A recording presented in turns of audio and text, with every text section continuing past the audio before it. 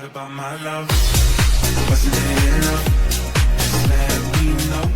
Kentucky going up against number 21 Tennessee in Which you wouldn't have known Kentucky, if Andy 7 didn't o'clock say it. ESPN. Now, Sore?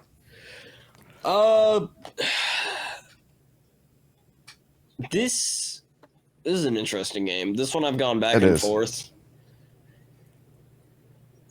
I have not been impressed with Tennessee at all this season. I've not been impressed with either of these I've not been guys. impressed with Joe Milton.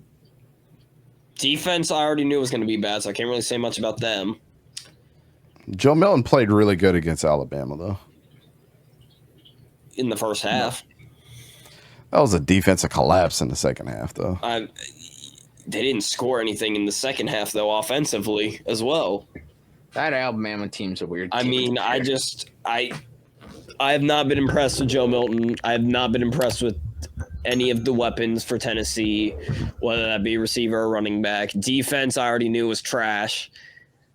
I'm going with Kentucky on this, especially because after seeing what Florida did to them with the run game, Ray Davis is licking his chops right now. Ooh. That man, yeah.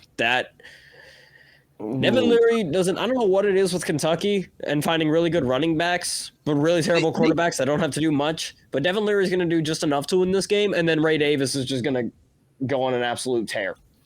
It's going to be rip and tear, Mick Gordon, Doom Eternal. If you understood the reference, shout out to you. I know the guy that was the drummer, Matt Halpern. I know him in real life. Oh, do you really? Yeah, I grew up with Matt. Oh, I didn't know that. Well, I wish you did. Why have we never had this conversation before? I thought we did before. Yeah, I actually he's my Facebook friend. I would remember. He's my Facebook friend. Dante's like, he's a Facebook friend, so he's a friend. Nah, we grew up He better be at the same time. when you move and we're all on the back porch eating barbecue. He better be there. He's a cool guy, when we're man. all having a campfire in the ECG Trail Park, he better show up. That's all I'm saying. Anyways, we already got Hayden already immediately ruined it. oh my god. I mean, I'm going Tennessee. I might shoot myself in the foot here. Love what Ray Davis is doing, but I wish that Jalen Wright was used more in the last game against Tennessee. He was used in the past game a bunch for a little dump off passes here and there. But if they want to win this game, it's got to run through him. Him and Ray Davis are. If it does happen, this will be one of the best running back matchups that we watch all year. Both defenses keep their defenses over 110 yards. But there's one glaring issue with this whole thing. Kentucky. They give up 250 yards in the air every single game, and they barely crack 200 in the air every single game. And Tennessee cracks over 200 in the air and 200 on the ground. I'm all about the numbers when it comes these last couple of weeks because, I mean, we're to the point where like a lot of this stuff matters.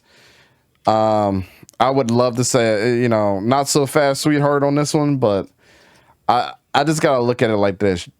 If Joe Milton can capitalize on the way he played in the first half and the play calling can improve in the second half, they will have no problems. The only matchup difference here, Devin Leary is having kind of a terrible year for all sorts. We thought that he was going to be a standout. Oh, I know. And he's looking like Will Levis. Like, to be completely honest with you.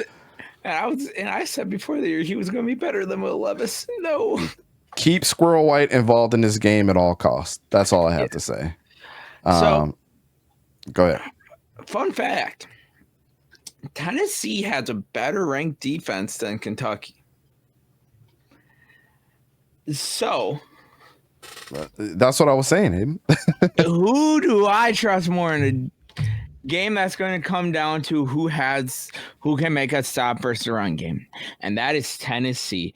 So give me Tennessee here to beat Kentucky. We saw Tennessee, if they play like they did that first half versus Alabama, Tennessee could be a very good team in the SEC.